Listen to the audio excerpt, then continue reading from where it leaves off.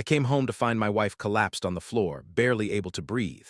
My sister-in-law walked out and said when I arrived she was already like this. I don't know what happened, but when I rewound the security footage, everything changed. I came home to find my wife Emily collapsed on the living room floor. Tuesday, November 14, 2023, 5:47 p.m. I'd just driven home from work. Software engineer at Microsoft, typical Tuesday, left the Redmond campus at 5:15 like always and walked through the front door expecting dinner smells, and Emily asking about my day, instead silence. Then I saw her face down, pale, her breathing shallow and weak, like someone drowning in air. I dropped my laptop bag and ran to her. She tried to speak, only broken, choking sounds came out. Her eyes were open but unfocused, pupils dilated, her lips were cracked, her hands trembled. My sister-in-law Karen stood by the kitchen door, phone in hand, looking nervous. No, not nervous, guilty. When I got here, she was already like this. Karen said quickly, too quickly.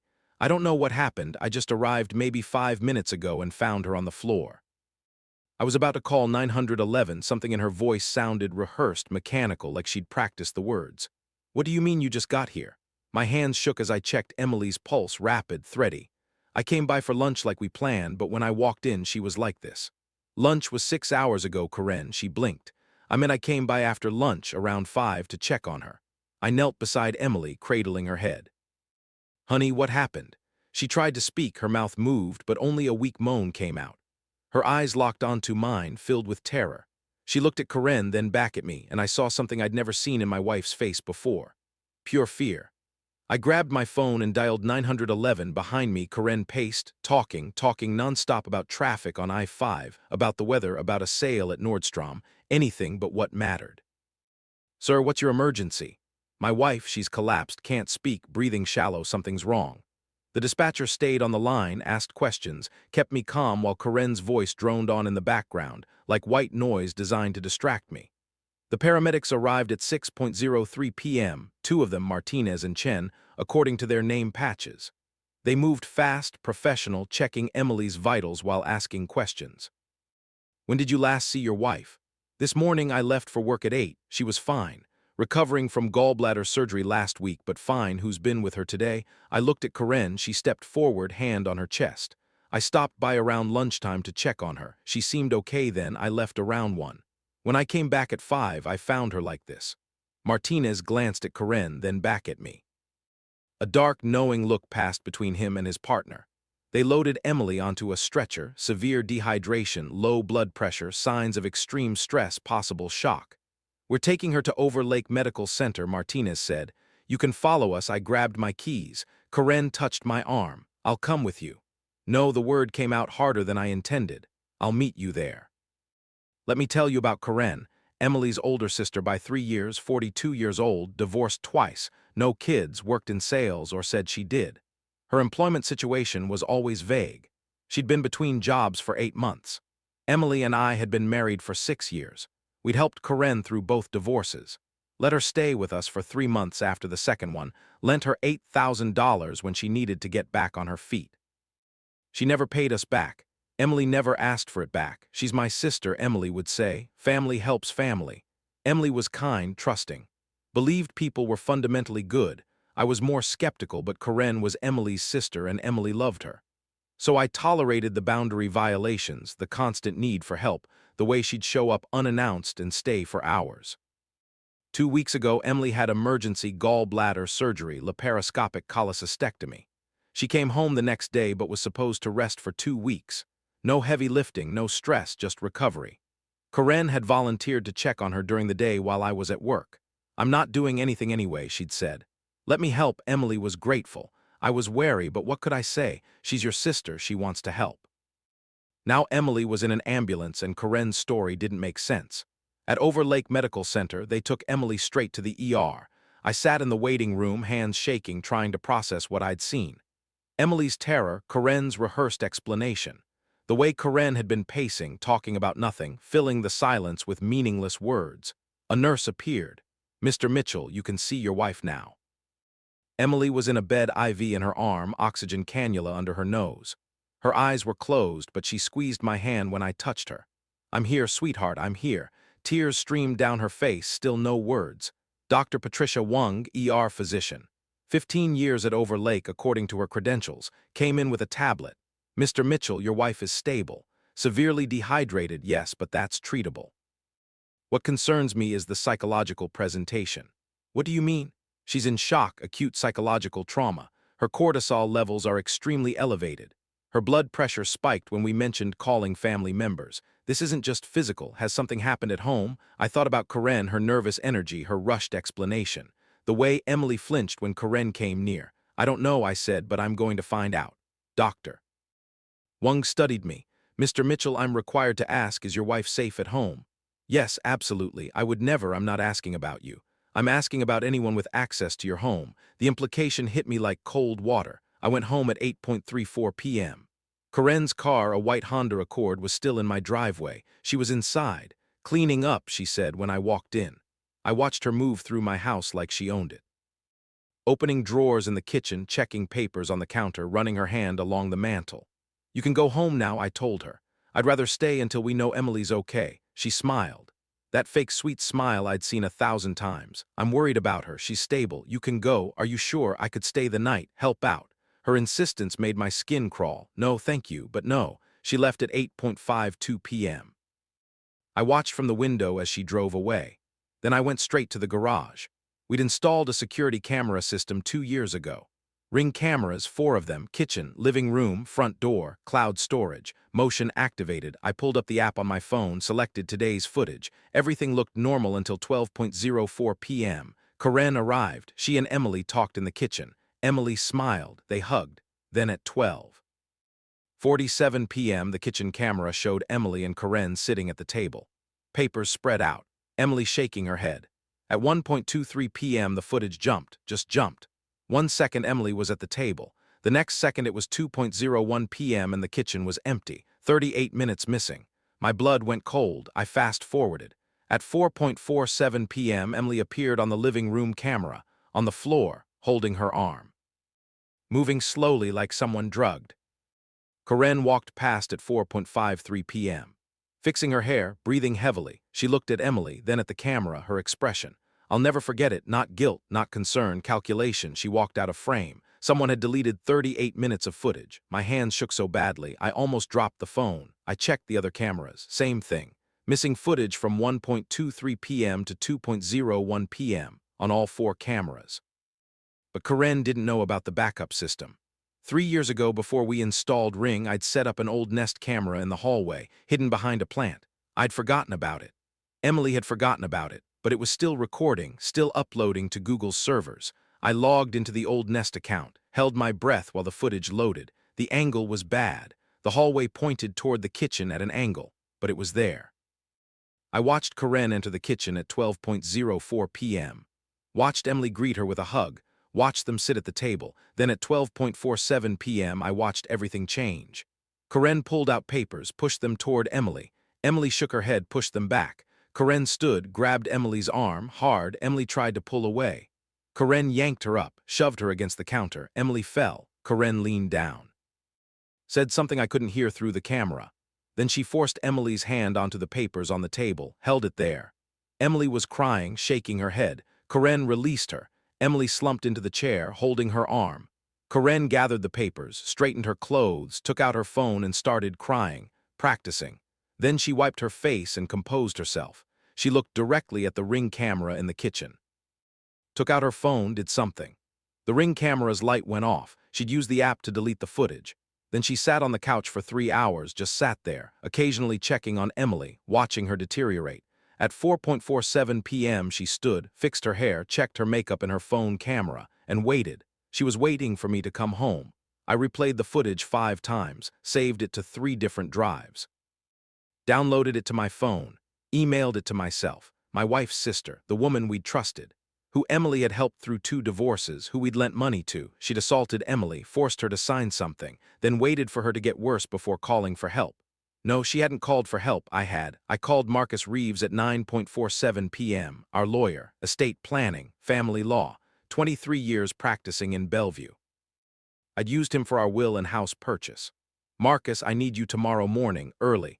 And I need you to bring someone from the police department, someone who handles domestic violence cases. What happened? Emily was assaulted. I have video. I need to make sure this is handled correctly. Is Emily okay? She's in the hospital. She can't speak. She's traumatized. Who did this? Her sister. Silence on the line. Then I'll make calls tonight.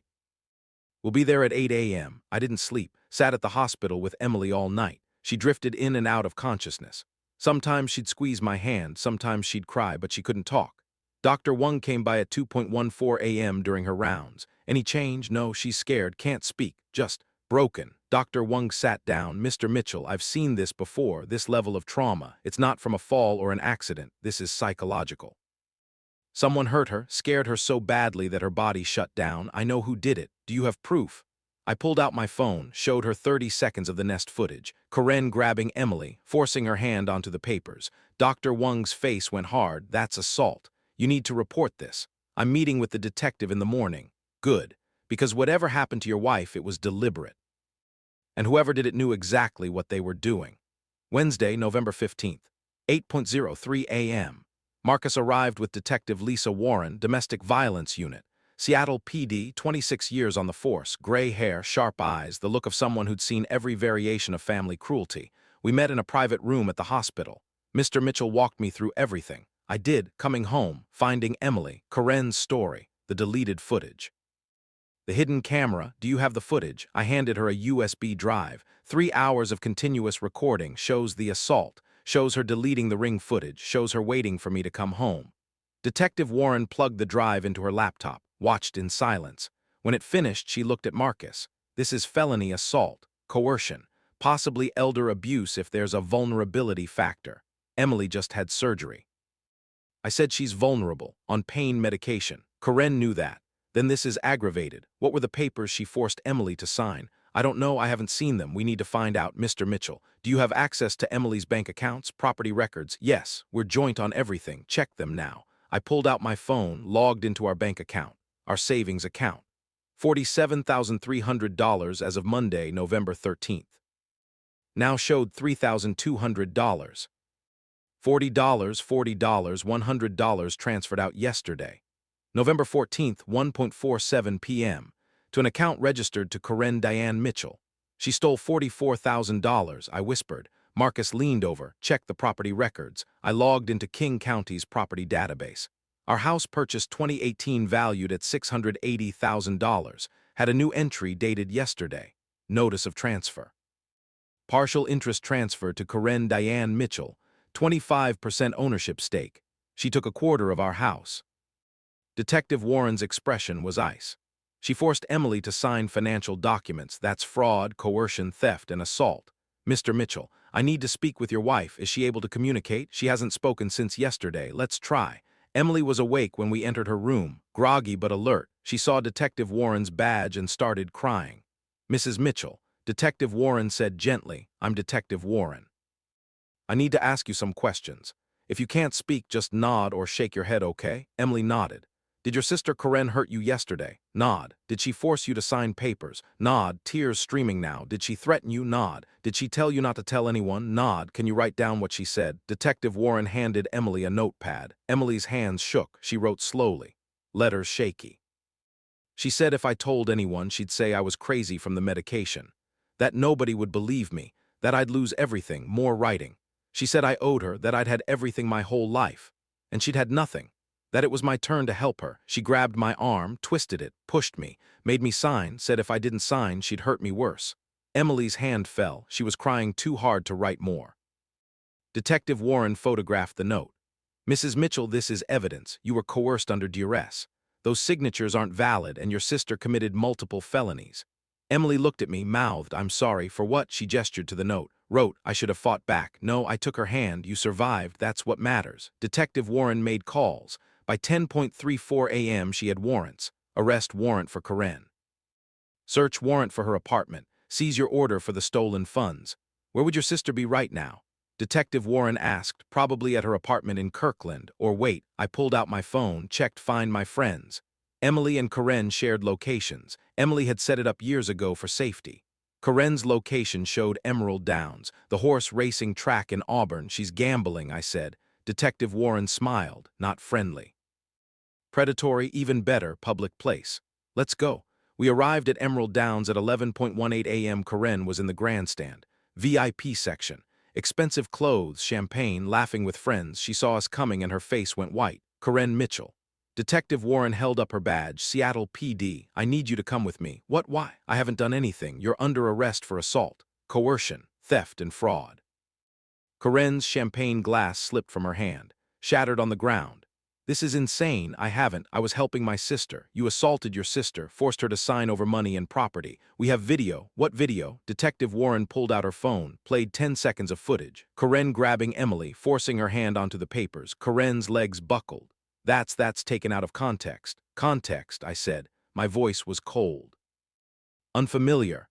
You deleted 38 minutes of footage from our security cameras. You assaulted my wife while she was recovering from surgery.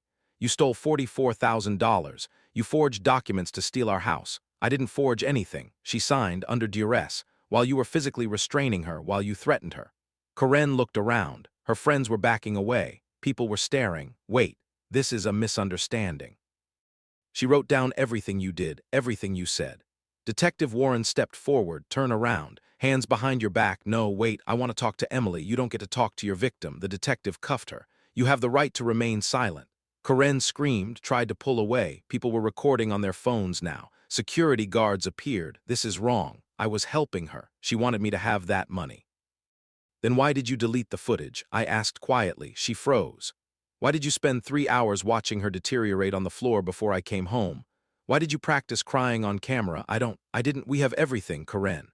The hidden camera you didn't know about caught everything. Her face crumbled. You can't. That's not legal. It's my house. My camera, completely legal. Detective Warren led her away.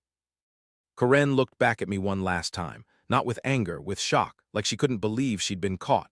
They found more at Karen's apartment. The signed documents, power of attorney forms, bank transfer authorizations, property deed amendments, all signed by Emily Mitchell. In shaky, uncertain handwriting, a notebook, detailed plans, how to get Emily alone, how to manipulate her medication schedule, how to delete security footage, how to make it look like Emily had willingly transferred assets.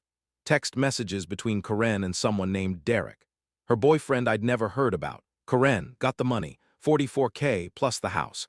Derek, holy shit, she just gave it to you. Karen had to push a little, but she signed. Derek, what if she tells someone? Karen, she won't. I made sure. More texts. Derek, how'd you make sure? Karen, scared her.